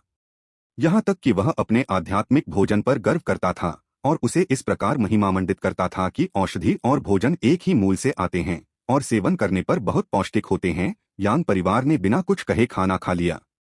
जिस समय यांग फूकिंग इसे खाने से नकली मौत के कारण लगभग बेहोश हो गया था, यांगशी ने उसे लगभग एक टॉप में मार दिया था। इतना अधिक कि अब जब भी यांग परिवार उसे आध्यात्मिक भोजन तैयार करते देखता तो वे इतने भयभीत हो जाते कि वे अपने पूर्वजों द्वारा भेजे गए अनाज परिहार केक को ही खाने लगते। और कीमिया के लिए उनकी प्रतिभा यह भी थोड़ा अजीब लग रहा था। अब से अपना ध्यान रखना, तुम इस बच्चे की गोलियां लापरवाही से नहीं खा सकते। जबकि यांगशी लगातार हवा में आग के गोले दाग रहा था, यांग फुशुओ अपनी लपटों के लिए अन्य प्रयोग करता रहा। जीवन अग्नि जीवन में विकास को बढ़ावा दे सकती है, लेकिन यह जीवन को सड़ने और पिघलने का कारण भी बन सकती है। उसने एक बार फिर अपनी सहज सच्ची अग्नि को प्रज्वलित किया और इस बार गहरे बैंगनी रंग की ज्वाला प्रकट हुई, जिसका लक्ष्य एक आत्मा हिरण था जिसे अंकल हु ने कल पकड़ लिया था। उस ज्वाला फैल गई और हिरण ने एक दर्दनाक चीख निकाली। उसकी त्वचा झुर्रीदार हो गई, उसकी आध्यात्मिक शक्ति तेजी से कम हो गई और वह क्षण भर में काफी बूढ़ा हो गया। थोड़ा सा और बल लगाने पर बूढ़ा हिरण चारे के ढेर में बदल गया। ये जीवन अग्नि के केवल दो सरल उपयोग हैं, लेकिन मुझे लगता है कि हमारे पूर्वजों की स्वर्गीय स्तर की आध्यात्मिक अग्नि के और भी कई अद्भुत अनुप्रयोग हैं। थोड़ी देर बाद जब उसकी सारी सच्ची क्यूई नष्ट हो गई और दवा का प्रभाव खत्म हो गया, तो यांगशी आकाश से नीचे गिर पड़ा और लंबे पंख वाले तोते ने उसे पकड़ लिया। स्थिति को अच्छा न देखते हुए यांग फुशुओ ने भागना चाहा, लेकिन यांगशी जो उसके पीछे कूदा था उसे पकड़कर वापस ले आया। तुम छोटे बदमाश, क्या तुम सोचते हो कि अपने बूढ़े से पंगा लेने के बाद तुम भाग सकते हो? क्या तुम चाहते हो कि अंकल हु तुम्हें 10 स्ट्राइक कॉम्बो इनाम दें? नहीं नहीं पापा, पिछली बार अंकल हु के 10 स्ट्राइक कॉम्बो ने एक बड़े भालू को मार डाला था। मुझे छोड़ दो, मैं तुम्हें फिर से गोलियां नहीं आजमाने दूंगा। हम आपके अमृत वाकई बहुत अपरंपरागत हैं, लेकिन अगर मैं उनका परीक्षण नहीं करूंगा तो इस उथल पुथल का सामना कौन कर पाएगा? पूजी, अगली बार हुआ को गोलियां लेने दो, उसका नस्लीय प्रतिरोध अधिक मजबूत है। हैश जो अपने गुलाम भतीजे को कोड़े मार रहा था। पूरा परिवार आधे दिन से यांग फुशुओ के आसपास स्वर्गीय स्तर की सहज आध्यात्मिक अग्नि का अध्ययन कर रहा था। जियांग शियाओबाई, मेरी नश्वर स्तर की जन्मजात लकड़ी की आध्यात्मिक ऊर्जा की तुलना शुओए से नहीं की जा सकती। यांगफू, पृथ्वी स्तर की जन्मजात आध्यात्मिक ऊर्जा की मेरी दो किस्में भी मेरे छोटे भाई की स्वर्गीय स्तर की जन्मजात सच्ची अग्नि की एक किस्में से मेल नहीं खा सकती। वर्षों से यांगशी ने लगातार शैतान पवन वन का अन्वेषण किया था, जिसमें कई जानलेवा खतरों का सामना किया था, और यह सब यांगफू के लिए सहज आध्यात्मिक ऊर्जा खोजने के लिए किया था। क्यूई शोधन क्षेत्र की ओर बढ़ने वाले अन्य लोगों को केवल अपने 5 तत्वों के गुण के लिए उपयुक्त जन्मजात आध्यात्मिक ऊर्जा की एक श्रृंखला की आवश्यकता होती है, लेकिन यांगफू की साधना तकनीक के लिए 5 प्रकार की ऊर्जा की आवश्यकता होती है। इन पिछले 10 वर्षों में यांगशी को केवल पृथ्वी स्तर की सहज चांदनी झरना आध्यात्मिक ऊर्जा और पृथ्वी स्तर की सहज घास और पेड़ों की आध्यात्मिक ऊर्जा, एक जल और एक लकड़ी मिली थी। आध्यात्मिक ऊर्जा के अन्य कोई गुण नहीं खोजे गए। यांगफू अब यूं कहें तो क्यूई शोधन क्षेत्र में 2/5 से पर है। यद्यपि उन्होंने क्यूई शोधन शुरू कर दिया था, लेकिन यह पूरा नहीं हुआ था। लेकिन उसकी ताकत बहुत भयानक हो गई थी। अब भी यांग फुशुओ जब अपने बड़े भाई को देखता था तब भी उसे लगता था कि वह अथाह है और उसे हराने का कोई विचार उसके मन में नहीं आता था। हर बार जब वे लड़ते थे, यांग फुशुओ को ऐसा लगता था कि उसका भाई एक पहाड़ है जो अपनी सभी चतुर योजनाओं और तकनीकों के बावजूद अचल है। पूरा परिवार विशेष रूप से इननेट ट्रू फायर के इस धागे से खुश था। उत्सव के बाद यांगफू अपनी ताबीज की मेज पर बैठ गया और काफी देर तक विचार करता रहा। यांगशी उसके पास आया और उसके कंधे पर थपथपाया। क्या हुआ? क्या तुम्हें अपने भाई की स्वाभाविक सच्ची आग से जलन हो रही है? आहा, परिवार के बुजुर्ग ने शुओर के जन्म के दिन से ही कहा है कि वह एक कीमिया संत शरीर है, इसलिए उन्होंने उसके लिए यह सहज आध्यात्मिक ऊर्जा तैयार की है और उसका उसमें अवशोषण भी बुजुर्ग की इच्छा है। इस बारे में ज्यादा मत सोचो। आपके बेटे ने कभी अपने भाई से ईर्ष्या नहीं की। मैं बस सोच रहा हूं, अगर परिवार के बुजुर्ग ने यह दिव्य वस्तु प्रदान न की होती तो मैं सहज अग्नि आध्यात्मिक ऊर्जा कैसे प्राप्त करता? शैतानी पवन वन का भूभाग लकड़ी, पृथ्वी, जल से मेल खाता है, यहाँ तक कि धातु को भी छुपाता है, लेकिन यह अग्नि के प्रतिकूल एकमात्र भूभाग है। अग्नि गुणों वाले जिन आत्मिक जानवरों का हम शिकार करते हैं वे भी अत्यंत दुर्लभ हैं। बेटे ने इस पर विचार किया है और उसे लगता है कि हमें बाहर जाना चाहिए। यांगशी की भौहें उठीं। क्या आप भयंकर सूर्य राजवंश में जाना चाहते हैं? हाँ, आपका बेटा खुद को साबित करना चाहता है और फाउंडेशन की स्थापना तक पहुंचना चाहता है, न कि यांग परिवार को जीवन भर यहाँ पीछे हटने देना चाहता है। 21 साल का यांगफू बड़ा हो गया था। वह लंबा और हट्टा कट्टा था और उसकी निगाहें दृढ़ और स्थिर थीं, जिससे लोग उसकी हर बात पर यकीन कर लेते थे। यांगशी ने स्पिरिट लेक मैनर की ओर देखा और सिर हिलाया। वास्तव में यह दिन आना ही था, उस समय जब वर्तमान परिवार का मुखिया अपने बेटे के साथ दिल की बात कर रहा था। यांग फुशुओ दौड़कर आया। हे बड़े भाई, क्या तुम्हें जलन हो रही है? मैंने बताया था न कि परिवार का सबसे बड़ा बुजुर्ग मेरी सबसे ज्यादा परवाह करता है। देखो, मैं रोज जो आध्यात्मिक भोजन बनाता हूँ उसमें भी सहज अग्नि आध्यात्मिक ऊर्जा का वो बड़ा बर्तन मेरे लिए ही बनाया गया है। यांगफू, जो आमतौर पर शांत स्वभाव का रहता था, ने आत्मसंतुष्ट चेहरे वाले यांग फुशुओ को देखकर अपनी मुट्ठी भींच ली। जोर से, पिताजी, मैं अपने भाई के साथ एक मुकाबला खेलना चाहता हूँ। यांग फुशुओ का चेहरा पीला पड़ गया। क्या आप एक बुरी तरह हारने वाले व्यक्ति हैं? जब परिवार में झगड़ा हो रहा था, यांग गेंशुओ उन्हें बीच में रोकने से खुद को नहीं रोक सका। मेरे पास इस तरह की स्वर्गीय स्तर की सहज अग्नि आध्यात्मिक ऊर्जा प्रचुर मात्रा में है। यांग शी यांग फूक आत्मसंतुष्ट यांग फुशुओ, यह धीमी गति से चल रहा है, इसलिए कम है। 0 टिप्पणी वोट 3 बचे तरलीकृत प्राकृतिक गैस का 1 और 20 टन का टैंक। अभी 2 दिन भी नहीं बीते और तुमने आखिरी दिन भी इस्तेमाल कर लिया। टैंक तो वापस भी नहीं किया जा सकता। शायद तुम्हें आत्मसमर्पण कर देना चाहिए। शोअर, मुझे डर लग रहा है। मेरे माता पिता अभी भी अपनी सेवानिवृत्ति के लिए मुझ पर निर्भर हैं। मैं आपके साथ जेल नहीं जा सकता। यह सुनकर कि यांग गेंशुओ एक और टैंक चाहता है, गो शियाओजी लगभग घुटनों के बल बैठ गया। अभी कुछ दिन पहले ही उन्हें शेल फूड कंपनी स्थापित करने का काम सौंपा गया था। उन्होंने शहर के बाहरी इलाके में एक परित्यक्त फैक्ट्री को किराए पर लिया था, जिसमें बॉयलर भी नहीं था, और फिर उन्होंने वहां तरलीकृत प्राकृतिक गैस का एक विशाल टैंक भी लाया। यांग जेनशुओ ने कहा कि 2 दिन से भी कम समय में सारा सामान खत्म हो गया, यहाँ तक कि गैस टैंक भी खत्म हो गया। अपने खुले दिमाग के बावजूद गो शियाओजी इसे बर्दाश्त नहीं कर सका। उसने समाचार देखने के लिए अपना फोन भी निकाल लिया। आप कहाँ देख रहे हैं? मैं यह देख रहा हूं कि आसपास के किसी शहर पर बमबारी तो नहीं हुई है। भाई, मुझे लगता है कि आप इसे थोड़ा आगे ले जा रहे हैं। यांग गेंशुओ ने मुंह सिकोड़ लिया। लेकिन गो शियाओजी को दोषी नहीं ठहराया जा सकता, क्योंकि बिना किसी कारखाने के 2 दिनों में 20 टन तरलीकृत प्राकृतिक गैस का उपयोग करना वास्तव में हास्यास्पद था। शुअर, मुझे लगता है कि तुम गुप्त रूप से कुछ बड़ा करने की योजना बना रहे हो। अरे, अंदाजा लगाओ क्या? तुम्हारा दोस्त अमर साधना में लगा है। यह अच्छी बात है कि आप जानते हैं, यह हम दोनों के लिए एक बड़ी बात है। मैं इसके विवरण में नहीं जा सकता, लेकिन मैं आपको आश्वस्त कर सकता हूं कि यह अवैध नहीं है। वह जो थोड़ा सा संदिग्ध हो, ऐसा कुछ। इसमें कोई आश्चर्य नहीं कि आप पैसा कमाते हैं। गो शियाओजी को यह स्वीकार करना उचित लगा कि उसका भाई किसी अवैध कारोबार में शामिल था। उनके विचार में 2 महीने में बेंटले खरीदने के लिए पर्याप्त धन कमाना आपको कुछ अकथनीय तत्वों में हाथ आजमाना होगा। श्योर, एक और टैंक प्राप्त करना कोई समस्या नहीं है। कारखाने में वे स्टॉक में हैं और उन्हें भरना आसान है। लेकिन अब हमारे सामने एक बड़ी समस्या है। क्या? हमारे पास पैसे खत्म हो गए हैं। आह, इतनी जल्दी? हमने उस 60 घन मीटर प्राकृतिक गैस भंडारण टैंक पर 3 लाख खर्च किए। उसे 20 टन तरलीकृत प्राकृतिक गैस से भरने के लिए 80,000 और खर्च किए। आपने मुझे कुल 5 लाख दिए, जो एक बार और भरने के लिए पर्याप्त हैं। यांग जेनशुओ ने भी विस्मय में अपनी जीभ चटकाई। खाना पकाने के लिए इस्तेमाल की जाने वाली थोड़ी सी गैस के अलावा 20 टन का सारा सा यांग फुशुओ द्वारा खा लिया गया था। अरे, वह इतना कैसे चाट सकता है? जन्मजात अग्नि आध्यात्मिक ऊर्जा के एक कण को परिष्कृत करने के लिए 20 टन द्रवीकृत प्राकृतिक गैस की आवश्यकता पड़ी। इसमें कोई आश्चर्य नहीं कि यह उच्च गुणवत्ता का है। अगर हमारे पास पैसे नहीं हैं, तो जाओ कुछ कमाओ, अभी जाओ, मेरे लिए 2 मिलियन बनाओ। जियाओजी की आंखें चौड़ी हो गईं जब उसने खुद की ओर इशारा किया। आह! मैं यांग जेनशुओ ने अपने अध्ययन कक्ष से पूरकों की 5 बोतलें निकाली।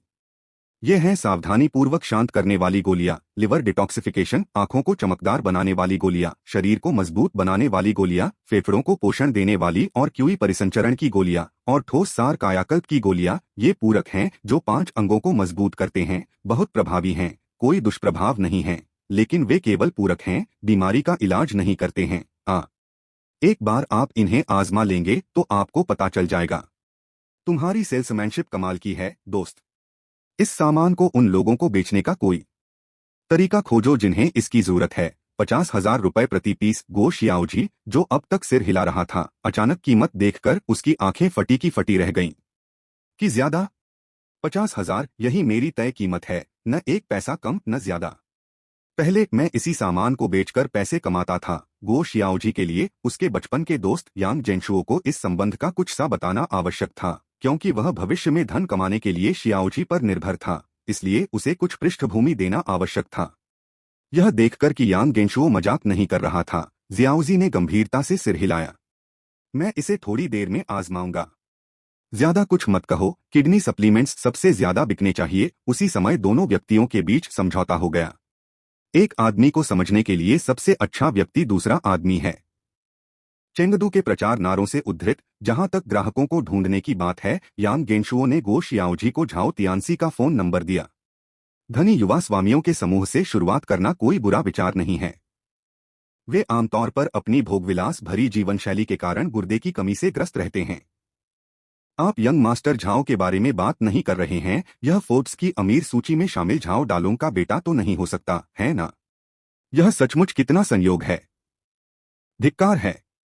फिर तो कहने को कुछ नहीं है। इतने उच्चस्तरीय कनेक्शन और संसाधनों के साथ अगर मैं यह नहीं संभाल सकता तो मैं हमारी कंपनी का सीईओ बनने के लायक नहीं हूं। क्या? सीईओ? यह इमोर्टल एनर्जी फूड कंपनी के लिए है जिसे हमने पंजीकृत किया है। आप इसके अध्यक्ष हैं और मैं सीईओ हूं। ठीक है, तो मैं श्रीमान सीईओ को परेशान करूंगी कि वे मेरे लिए 9.9 रुई जिन कॉफी खरीदे। टेक आउट ऑर्डर करें। यह डिलीवरी रेंज से बाहर है। डिलीवरी रेंज से बाहर होने के कारण इमोर्टल एनर्जी कंपनी की स्टार्टअप टीम मौके पर ही भंग हो गई। गो जियाओजी काम पर चले गए और यांग गेंशुओ भी बेकार नहीं बैठे। उन्होंने जूमेंकी को बुलाया। आपने पिछली बार बताया था कि आपकी फैक्ट्री में कॉम्पैक्ट बिस्कुट बनाने की एक उत्पादन लाइन है जो काफी समय से शुरू नहीं हुई है और फैक्ट्री इसे बेचने की योजना बना रही है। कितने में? जूमेंकी चौंक गई। आप अब यहाँ उत्पादन नहीं कर रहे हैं? बिक्री काफी स्थिर रही है, इसलिए मैंने इसे स्वयं संचालित करने के लिए एक कंपनी शुरू कर दी है। ओह ठीक है, मुझे पता था कि ये दिन जरूर आएगा। आपके कंप्रेस्ड बिस्कुट बाजार में मिलने वाले बिस्कुटों से वाकई अलग हैं। हमारी फैक्ट्री की उत्पादन लाइन बेहतरीन थी, जिसकी कीमत 40 लाख से ज्यादा थी और इसका इस्तेमाल 5 साल से भी ज्यादा समय से हो रहा है। फैक्ट्री की मौजूदा मांग लगभग 25 लाख है। ठीक है, मुझे मिल गया। मैं पैसे जमा करके इसे खरीद लूंगा। कृपया इसे मेरे लिए रख लीजिए। गो शियाओजी केवल 5 गोलियां बेचकर अपने कारखाने के लिए उत्पादन लाइन खरीद सकता था। तब वह स्वयं अनाज अवॉइडेंस केक के उत्पादन का प्रबंधन कर सकेंगे तथा उत्पाद की सुरक्षा सुनिश्चित करने के लिए अपने कर्मचारियों के लिए कड़े मानक निर्धारित कर सकेंगे। खेल में 10 साल, वास्तविकता में 10 दिन। यांग परिवार द्वारा डेविल वाइंड फॉरेस्ट में स्पिरिट लेक मैनर की रक्षा के पहले 4 वर्षों के दौरान उनके द्वारा उपभोग किए जाने वाले स्पिरिट राइस के अलावा वे अभी भी हर साल 4,000 पाउंड मूल हाइब्रिड स्पिरिट गेहूं की पेशकश कर सकते थे, जिसे अनाज परिहार केक बनाने के लिए रेड मेपल फूड फैक्ट्री में भेजा जाता था।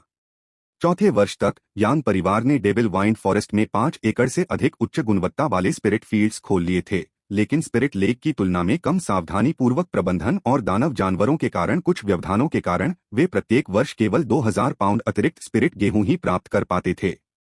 इन 10 वर्षों में यांग जेनशुओ ने कुल 52,000 पाउंड स्पिरिट गेहूं एकत्र किया था, जिससे 156,000 अनाज परिहार केक बनाए गए थे। वर्तमान में ये सभी एक परित्यक्त कारखाने में संग्रहित हैं, जिसे उन्होंने उपनगरों में किराए पर लिया था। ये बिना किसी गुणवत्ता संबंधी समस्या के 4 साल से ज्यादा समय तक चल सकते थे। जब यांग परिवार को इन्हें बांटने का कोई और तरीका मिल गया तो वे इन्हें बांटकर बड़ी मात्रा में स्पिरिट स्टोन्स के बदले में दे सकते थे। हालांकि यांगशी शैतानी पवन वन में अमेरिकी आइडो का उपयोग शायद ही कभी करते हैं, लेकिन उनकी गोलियां खत्म हो रही हैं। यांग परिवार पहले से ही एकांतवास से बाहर आने की योजना बना रहा है। अब यांगशी को कुछ गोला बारूद की आपूर्ति करने का समय आ गया है। अगर कोई मौका मिले तो शायद कुछ बड़ी बंदूकें खरीदना उचित होगा। जब गो शियाओजी पैसा कमाने गया तो यांग जेनशुओ पर्याप्त कमाई करने के बाद एक और यात्रा करने की तैयारी कर रहा था। अब आइए यांग परिवार की प्रगति की जांच करें। यांग गेनशुओ पीछे मुड़ा और खेल देखना जारी रखा, जहां यांग परिवार पहले से ही एक लंबी यात्रा की तैयारी कर रहा था। भयंकर सूर्य राजवंश, एक ज्वालामुखी पर निर्मित राजवंश। पिछले साल विशाल शैतान पवन वन में यांगशी को गलती से इस राजवंश के लिए एक छिपा हुआ रास्ता मिल गया। वह चुपके से मिलने आया। भयंकर सूर्य राजवंश में कुल मिलाकर तापमान काफी ऊंचा रहता है, हमेशा 30 डिग्री से ऊपर। यहाँ के निवासी बिना कमीज के कांसे की खाल के साथ घूमने के आदी हैं। स्थानीय रीति रिवाज उग्र लेकिन मेहमानवाज हैं और वे दानाई राजवंश की ही भाषा बोलते हैं, जिससे बातचीत सहज रहती है। इसके अलावा प्रचंड सूर्य राजवंश में अग्नि आध्यात्मिक ऊर्जा कहीं अधिक सघन है। यांगशी का सामना कुछ विरक्त साधकों से हुआ, जिनमें से कई अग्नि साधना का अभ्यास करते थे। यांग बैटमैन शी की विशेष क्षमता को सक्रिय करने से सभी ढीले साधक पराजित हो गए, जिससे उन्हें भयंकर सूर्य राजवंश के रीति रिवाजों और संस्कृति के बारे में विस्तृत जानकारी मिली। सबसे महत्वपूर्ण बिंदुओं में से एक यह है कि इस राजवंश में 2 बड़े अमर संप्रदाय हैं, दान अग्नि संप्रदाय और सच्चा अग्नि संप्रदाय। वे एक दूसरे का विरोध करते हैं, हर साल आपस में भिड़ते हैं। हालांकि जुआन स्टोन सेक्ट और ब्लड सोल वैली के बीच धर्मी बनाम राक्षसी संघर्ष के विपरीत यह सेक्ट के बीच एक प्रतिस्पर्धी उपाय है। और क्योंकि स्थानीय रीति रिवाज अत्यंत उग्र हैं और साधक सामान्यतः गुस्सैल स्वभाव के होते हैं, इस क्षेत्र में दानव पथ बहुत कम दिखाई देता है, और यदि कभी कभार दिखाई भी देता है तो उसे शीघ्र ही समाप्त कर दिया जाता है। फुएर परिवार के मुखिया ने अगले साल तुम्हें जन्मजात आध्यात्मिक ऊर्जा की एक किरण देने की सहमति दे दी है, ठीक वैसे ही जैसे उन्होंने शुओएर को दी थी। क्या तुम अब भी जाना चाहती हो? इसके अलावा मैं तुम्हारे लिए 2 अन्य प्रकार की जन्मजात आध्यात्मिक ऊर्जाएं भी ढूंढ सकता हूँ। पिताजी, मुझे अपनी वर्षों की साधना के परिणामों को परखने के लिए एक कठिन परीक्षा की आवश्यकता है। ठीक है, तो जाओ, शोअर भी तुम्हारे साथ जाएगा। उसकी प्रतिभा भयंकर सूर्य राजवंश में फलने फूलने के लिए सबसे उपयुक्त है। यांग फुशुओ का चेहरा उत्सुकता से भरा था। वाह पिताजी, आग को मुझसे बेहतर कोई नहीं समझता। रसायन विद्या में डैन अग्नि संप्रदाय का नेता, जादू में सच्चा अग्नि संप्रदाय का नेता, मैं तुम्हें और तुम्हारे भाई को इन 2 अमर संप्रदायों में ले जाऊंगा। 0 वोट 3 बचे। यांग परिवार ने जुआन पाषाण संप्रदाय, जियान परिवार और दानव पथ का ध्यान आकर्षित किया था। वे फिलहाल दानाई राजवंश में अपना चेहरा दिखाने का जोखिम नहीं उठा सकते थे, लेकिन वे भयंकर सूर्य राजवंश में एक आधार को फिर से स्थापित कर सकते थे। इस दौरान यांगशी यांग परिवार के स्थानांतरण की तैयारी कर रहे थे। पूजी पहले ही जानकारी इकट्ठा करने और संपत्ति खरीदने के लिए भयंकर सूर्य राजवंश में पहुंच चुका था। अपने दोनों बेटों के चुनाव से उन्हें कोई आश्चर्य नहीं हुआ। यांगफू शांत और स्थिर था, और उसकी साधना प्रतिभा अत्यंत उच्च थी। जन्मजात आध्यात्मिक ऊर्जा के 2 तंतुओं को परिष्कृत करने के बाद उसकी शक्ति अत्यंत उच्च स्तर पर पहुंच गई थी, और उत्कृष्ट जुआन पाषाण संप्रदाय के शिष्य चुकियाओ द्वारा उसे जादू और युद्ध कौशल सिखाने के बाद उसे इस संबंध में चिंता करने की बिल्कुल भी आवश्यकता नहीं थी। और यह न भूलें कि वर्षों से यांग जेनशुओ ने आशीर्वाद अवशोषण पर लगभग सभी धूप अग्नि मूल्य का उपयोग किया था, और प्राप्त किए गए अधिकांश दानव जानवरों को भाइयों यांगफू और यांगफुशुओ को दे दिया गया था। उनकी प्रतिभा और भौतिक शरीर सामान्य साधकों से कहीं अधिक थे। यद्यपि उन्होंने जीवन के सार से पोषित शरीर साधना पर अधिक ध्यान नहीं दिया, फिर भी वे दोनों शीघ्र ही जन्मजात ग्रैंडमास्टर्स के मानक तक पहुंच रहे थे। क्यूई शोधन चरण साधकों में उन्हें सबसे मजबूत शरीर वाले लोगों में से माना जाता था। जियांग शियाओबाई जानती थी कि यांगशी अपने दोनों बेटों को लेकर भयंकर सूर्य राजवंश में शामिल होने जा रहा है, इसलिए वह अलग होने से हिचकिचा रही थी, लेकिन उसने ज्यादा कुछ नहीं कहा। उसने तीनों आदमियों के लिए तरह तरह की जादुई कलाकृतियां, ताबीज, स्पिरिट फूड से भरे 3 भरे बैग और साथ में ढेर सारे स्पिरिट स्टोन और अनाज से बचने वाले केक से भरे 2 स्टोरेज रिंग भी रखे। इस यात्रा के दौरान अपना ध्यान रखना और युवावस्था की धार्मिकता के लिए झगड़ा न करना। जब तक हरी भरी पहाड़ियां हैं, हमें जलाऊ लकड़ी की चिंता करने की जरूरत नहीं है। अमर साधना ही दीर्घायु का मार्ग है। पूर्वजों की देखरेख में आप सभी एक दिन दाओ पर्वत पर महानता प्राप्त करेंगे। शुओएर, कोशिश करो कि दूसरों के लिए आध्यात्मिक भोजन न बनाओ। इस तरह दोस्त बनाना आसान नहीं होगा। कीमिया दाओ के बारे में और अध्ययन करो। पूर्वज को तुमसे बहुत उम्मीदें हैं। फुअर, तुम स्थिर हो, इसलिए माँ ज्यादा कुछ नहीं कहेंगी। यह सुनकर यांग फुशुओ ने एक विद्रोही चेहरा दिखाया। माँ, सिर्फ मुझे ही क्यों निशाना बना रही हो? आज मुझे अपने आध्यात्मिक भोजन के बारे में सब कुछ साफ करना होगा। जाने से पहले मैं सबको दिखा दूंगा कि मैं क्या कर सकता हूँ। यह सुनकर यांगशी चौंक गया। चूंकि सब कुछ तैयार है तो चलिए अब चलें। यदि वे अभी नहीं गए तो शायद वे कभी भी ऐसा नहीं कर पाएंगे। यांग फुशुओ का आध्यात्मिक भोजन उसे खाने वालों के लिए दुर्भाग्य लेकर आया। फिर भी किसी कारण से जब उसने स्वयं उसे खाया तो ऐसा लगा जैसे कुछ हुआ ही न हो। यांग जेनशुओ का मानना था कि यह उनकी प्रतिभा के कारण था। वे स्वाभाविक रूप से कीमिया में अच्छे थे तथा पाचन और विषहरण क्षमताएं दूसरों से कहीं अधिक थीं। इस वर्ष 8 वर्षीय यांग फुकिंग ने अपने छोटे भाई यांग फूजियान का हाथ थाम लिया। पिताजी, बड़े भाई, दूसरे भाई, सड़क पर अपना समय लें और बुरे राक्षस जानवरों से सावधान रहें। पेड़ पर बैठे बड़े तोते ने भी कहना सीख लिया, अपना समय लो, अपना समय लो। बुरा बुरा, बुरा बुरा। और यांग फुजियान ने अपने होठों को मजबूती से दबाया और उनकी ओर जोर से हाथ हिलाया। लियू जिहान आया और अपना सिर हिलाया। पिताजी जा रहे हैं, क्या तुम्हें उनसे कुछ नहीं कहना है? यांग फुजियान ने अपनी तलवार को गले लगाया और कुछ देर सोचा, फिर बुदबुदाया, मैं अपनी तलवारबाजी का अभ्यास लगन से करूंगा। यांगशी ने अपने परिवार के सदस्यों को हाथ हिलाकर कहा, हम चलते हैं। लियू जिहान ने पीछे से पुकारा, मेरे पति जल्दी वापस आओ। हम विशाल पंख वाले चमगादड़ ने अपने पंख फैलाए और तीनों को अग्निवंश की ओर ले गया। जैसे ही लियू जिहान ने प्रस्थान का यह दृश्य देखा, उसे कुछ याद आ गया और उसके चेहरे पर गर्म आंसुओं की 2 धाराएं बह निकलीं। दान अग्नि संप्रदाय के बाहर यांग फुशुओ ने आकाश में विशाल पंख वाले चमगादड़ की ओर हाथ हिलाया। पिताजी, आप और भाई आगे बढ़े, देखें कि मैं कैसे डैन फायर सेक्ट को पार करता हूं और एक महान कीमिया ग्रैंडमास्टर बन जाता हूं। मुझे महान पूर्वज का संरक्षण प्राप्त है, चिंता मत करो। हाँ हाँ डैन फायर सेक्ट, मैं आ रहा हूँ। यांग गेंशुओ ने यांग फुशुओ को देखा, जो एक हस्की की तरह उत्साहित था जिसे अभी अभी बाहर निकाला गया था, और उसके चेहरे पर लाचारी दिखाई दे रही थी। फुशुओ वास्तव में एक बहुत ही अच्छा चरित्र है। यांग फुशुओ यांग परिवार में वह व्यक्ति था जिसे महान पूर्वज से बात करना सबसे अधिक पसंद था। जागरूकता की भावना प्राप्त करने के बाद से उसने संवाद करने और साझा करने की अत्यधिक तीव्र इच्छा दिखाई थी। वह चाहता था कि पूरे यांग परिवार को किसी भी छोटी उपलब्धि के बारे में पता चले जो उसके भाई यांगफू के स्वभाव के बिल्कुल विपरीत था, और उसे हर तरह के प्रयास करना पसंद था। महान पूर्वज, जिनका यांग परिवार सबसे अधिक सम्मान करता था, को भी वह अक्सर बातचीत के लिए बुलाते थे। चूंकि यांग परिवार पिछले 10 वर्षों से शैतान पवन वन में रह रहा था, इसलिए जीवन काफी नीरस हो गया था, और एक वर्ष के दौरान यांग जेंशुओ ने शायद ही कुछ चरित्र कार्डों को पलटा हो। इसलिए जब वह खाली होता तो वह यांग फुशुओ के साथ बातचीत करता और उसे पढ़ने के लिए कई किताबें भी देता।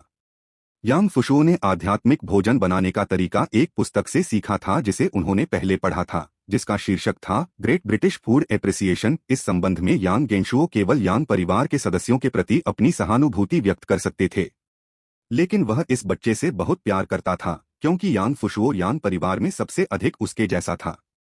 तेज महारत, क्या मैंने इस शब्द का इस्तेमाल बच्चे के साथ किया है?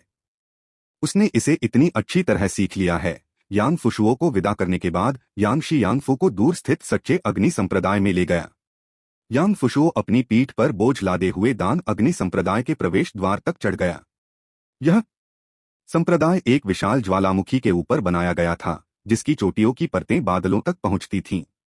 आकाश में विभिन्न रंगों के बादल हल्के हल्के तैर रहे थे तथा प्रत्येक पहाड़ी की चोटी से धुएं के गुबार उठ रहे थे, जो विशेष रूप से सल्फ्यूरिक सौंदर्यबोध प्रस्तुत कर रहे थे।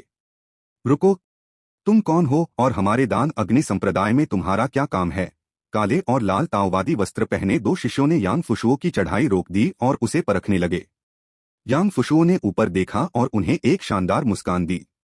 मैं यांग फुशुओ यहाँ एक गुरु की तलाश करने और शिल्प सीखने आया हूँ। बाहरी शिष्यों की वार्षिक भर्ती अभी शुरू नहीं हुई है। वापस जाओ और अगले साल फिर आओ। अपने सिर को सहजता से झटकते हुए यांग फुशुओ ने कहा, हे बाहरी शिष्य, क्या आपका दान अग्नि संप्रदाय सचमुच इतना उल्लेखनीय है? एक 18 वर्षीय क्यूई शोधन चरण साधक ही केवल बाहरी शिष्य बनने के योग्य है। द्वारपाल दोनों शिष्य अचानक चौंक गए। आप क्यूई साधना चरण के वरिष्ठ हैं। यांग फुशुओ की हथेली खुली और हल्के नीले रंग की सच्ची अग्नि की एक किरण बाहर निकली। स्वर्गीय स्तर की आध्यात्मिक अग्नि के दमन ने भ्रूण श्वास अवस्था के द्वारपाल शिष्यों को पीला कर दिया, क्योंकि अगर उन्हें जरा भी मुक्त किया जाता तो लपटें उन्हें आसानी से मार सकती थीं। उन्होंने अन्य क्यूई शोधन चरण साधकों के सामने कभी ऐसा महसूस नहीं किया था। वरिष्ठ, कृपया मेरे पीछे इस ओर आइए। हमारे दान अग्नि संप्रदाय के सबसे स्वागत योग्य आगमन सच्चे अग्नि संप्रदाय के क्यूई शोधन चरण साधकों का है। क्या आप निश्चित रूप से इसलिए आए हैं क्योंकि आपने हमारे मित्र संप्रदाय की भर्ती सूचना देखी है? बिल्कुल, यांग फुशुओ ने पलक तक नहीं झपकाई। क्या आपका किसी पीक मास्टर से अपॉइंटमेंट है? नहीं, बस मेरे लिए किसी अच्छे कीमिया तकनीक वाले व्यक्ति की व्यवस्था करो।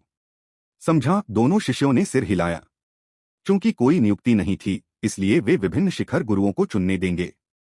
हमारे दान अग्नि शिखर का कौन सा शिखर गुरु कीमिया में कुशल नहीं था? दोनों ने यांग फुशुओ को प्रचार संस्थान तक पहुंचाया। आंगन में सैकड़ों दवा भट्टियां थीं, जिनके नीचे पृथ्वी शिराओं से आग प्रचंड रूप से धधक रही थी। कई साधक यहां अमृत शोधन कर रहे थे।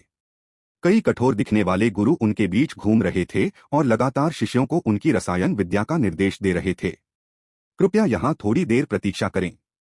कीमिया कक्षा समाप्त होने के बाद आप किसी गुरु को सम्मान देने के लिए आगे जा सकते हैं और फिर शीर्ष गुरु आपका मूल्यांकन करेंगे। धन्यवाद भाइयों। यांग फुशुओ ने झुककर प्रणाम किया और लापरवाही से 2 द्वारपाल शिष्यों के हाथों में 10 निम्न श्रेणी के आत्मा पत्थर गिरा दिए। चेहरे पर खुशी के भाव के साथ उन्होंने कहा, तो फिर हम आपको पहले ही बधाई दे देंगे वरिष्ठ भाई। यदि भविष्य में हम आपकी किसी भी प्रकार से मदद कर सकें तो हमें अवश्य बताएं। द्वारपाल शिष्यों के चले जाने के बाद यांग फुशुओ ने क्यूई शोधन चरण के साधकों को चौक में अपने अमृत को परिष्कृत करते हुए देखा। उन्होंने हर सामग्री को क्रम से सावधानी पूर्वक पिघलाया, फिर उन्हें सावधानी से गोली भट्टी में डाला। फिर उन्होंने पृथ्वी शिरा अग्नि का उपयोग करके अशुद्धियों को जला दिया। पूरी प्रक्रिया के बाद उन्हें बहुत पसीना आता और अंत में एक बर्तन में कोयला बचता। कितना अनाड़ी है, इस तरह गोलियां कौन परिष्कृत करता है? इतना धीमा और इतना घटिया। बस सभी सामग्रियों को एक साथ मिलाएं, उन्हें गूंधें, उन्हें एक साथ रखें और सच्ची आग की एक जलन के साथ उन्हें एक द्रव्यमान में कॉम्पैक्ट करें। और क्या यह एक गोली नहीं बन जाएगी? उसके बगल में बैठा एक शिष्य पहले से ही उसकी असफल कीमिया से परेशान था और यांग फुशुओ के भव्य बयानों को सुनकर वह क्रोधित हो गया। तुम किस शिखर के शिष्य हो?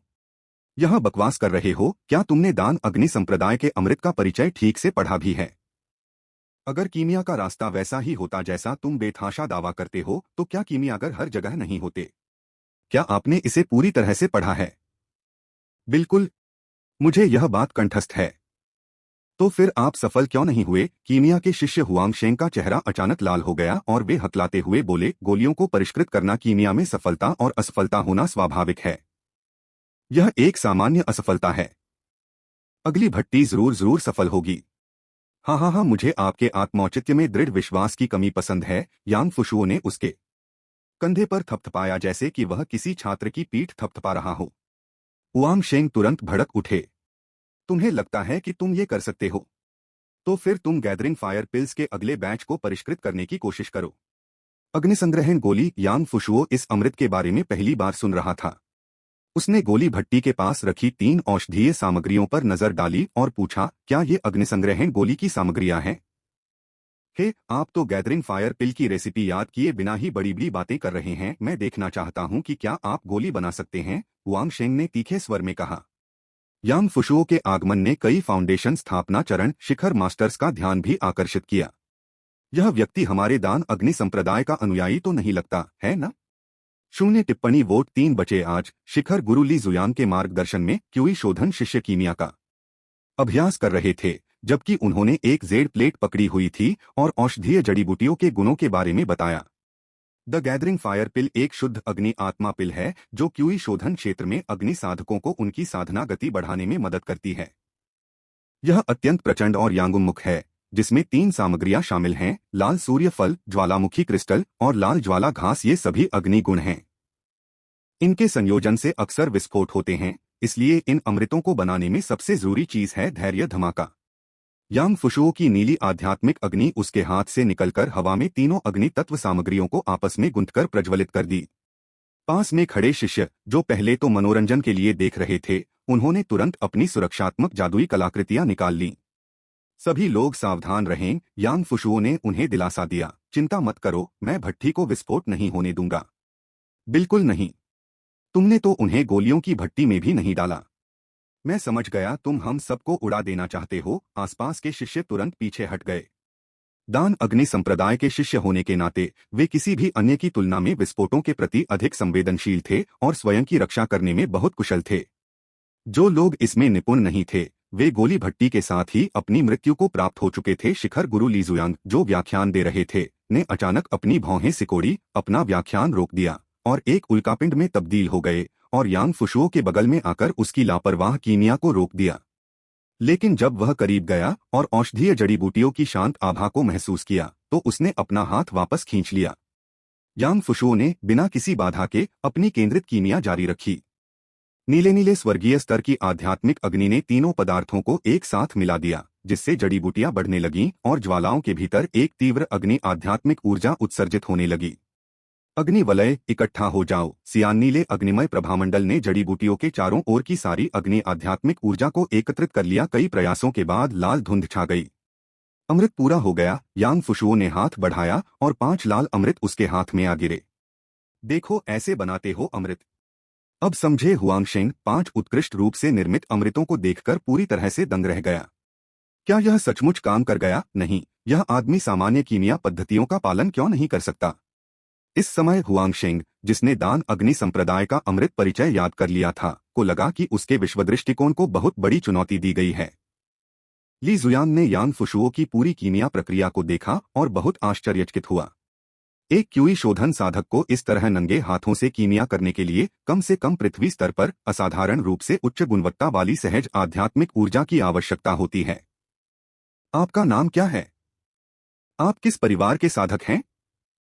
मैं यांग फुशुओ हूँ, किसी परिवार से जुड़ा नहीं हूँ, मैं सच्चे अग्नि संप्रदाय से आया हूँ।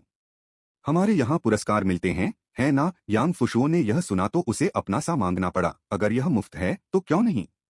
इसके अलावा जब आप दीक्षित होंगे तो आपको यह प्राप्त होगा। मैं लाल अग्नि आध्यात्मिक ऊर्जा, गहरी अग्नि आध्यात्मिक ऊर्जा, गहन बर्फ भयंकर अग्नि आध्यात्मिक ऊर्जा से परिचित हूँ। यह किस प्रकार की सहज आध्यात्मिक अग्नि है जिसे मैंने पहले कभी नहीं देखा। तार्किक रूप से वह सभी उच्चस्तरीय जन्मजात आध्यात्मिक अग्नि को जानता था, लेकिन यान फुशुओ की आध्यात्मिक अग्नि ऐसी चीज थी जिसका उसने कभी सामना नहीं किया था। यह द्रवीकृत प्राकृतिक गैस है। इस प्रकार की सहज आध्यात्मिक ऊर्जा मौजूद है। यह सुनने में काफी रहस्यमय लगती है। ली जुयान बातें कर ही रहा था कि अचानक उसे पीछे से 5 निगाहें चुभती हुई महसूस हुई। पलटकर उसने देखा कि उसके साथी वरिष्ठ और कनिष्ठ शिष्य उसे जानलेवा नजरों से घूर रहे थे। शिखर गुरु ली, मुझे आशा है कि आप मेरे शिष्य से कुछ दूरी बनाए रखेंगे। आज बाहर निकलते हुए और एक शुभ संकेत पर कदम रखते हुए मुझे एहसास हुआ कि कुछ अच्छा होने वाला है।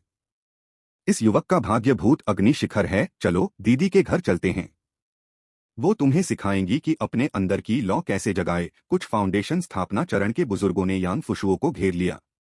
ली जुयान ने थोड़ा भौहें चढ़ाई। बुजुर्गों का समूह, ये कैसी मर्यादा है?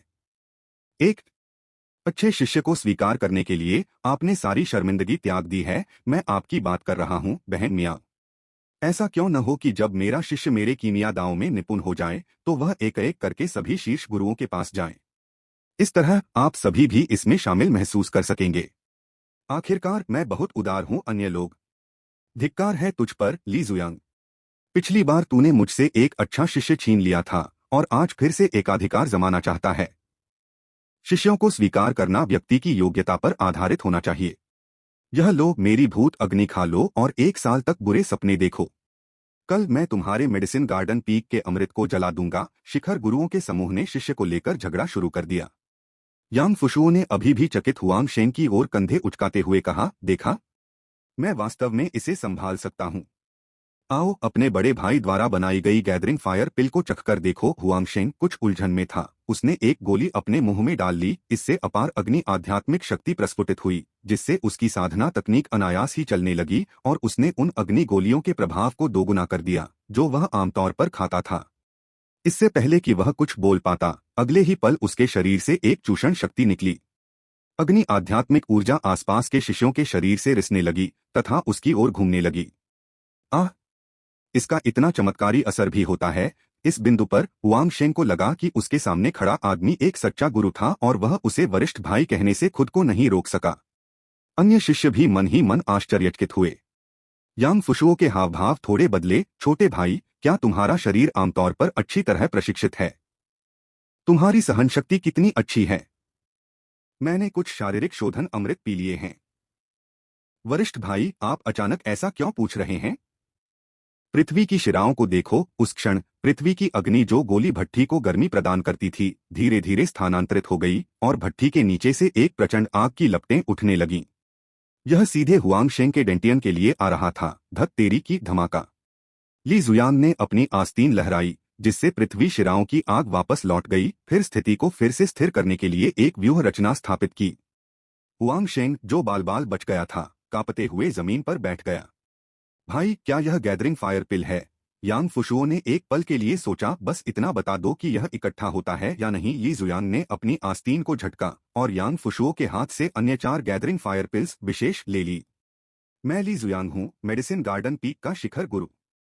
क्या आप मुझे अपना गुरु बनाना चाहेंगे? दूसरे बुजुर्ग भी आगे आए। बच्चे, गुरु चुनना एक बड़ा फैसला है, सावधानी से।